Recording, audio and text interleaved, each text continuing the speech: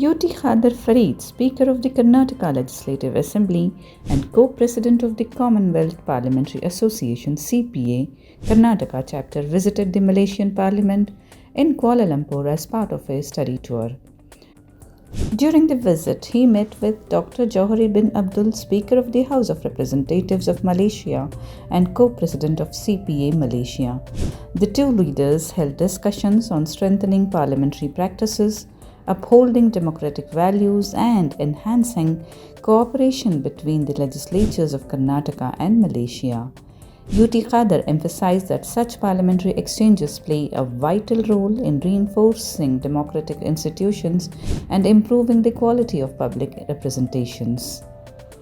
The dialogue also covered topics such as deepening cultural ties, promoting political collaboration, and exploring possibilities for joint initiatives in the future. Several senior officials from both sides were present during the meeting and expressed support for enhancing inter-parliamentary engagement.